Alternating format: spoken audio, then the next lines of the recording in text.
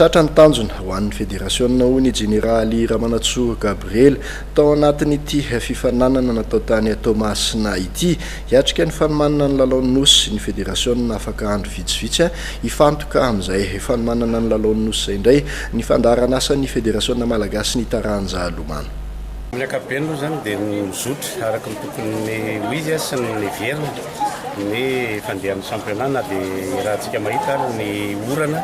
io moa amin'ny Tomasina ny Tomasina izy io fa tsy nasakana ny mpilomano sy ny ray aman-dreny tonga marobe zany ary tsy nasakana koa nireo mpilomanotsika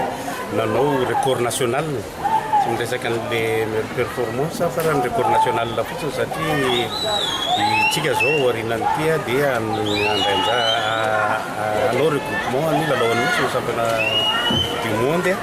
dia record national raha individuel andresahana dia misy anankidimy mandritran'izay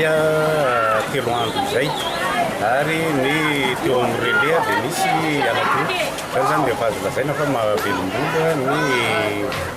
ny fandehanana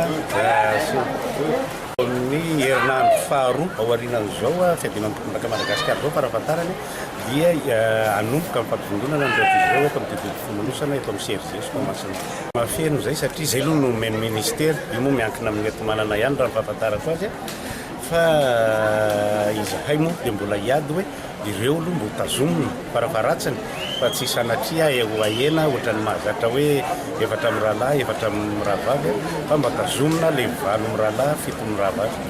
Ny zavatra anankiray ny championnat du monde sy ny jeux des îles le mifanindry ny priorité andreo samy ambony daholo manahoana ny safidinareo fédération zany amin'izay amin'ny classement ny ekizy izay natao nandritry ny taona. Io moa zany talohan'izao fiadinan'ny tokondraka Madagasikara zao raha maromarona koa zany tamin'ny talata hariva dia misy ny assemblée générale nataon'ny fédération zany hoe ny comité exécutif ny fédération ireo présidentin'ny ligue atao koa ireo mandrafitra ny commissionna technique ao anatin'ny fédération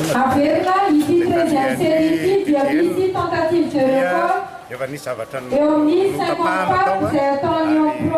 samy nanaiky daholo ny rehetrarehetra hitatsika raha arrivé.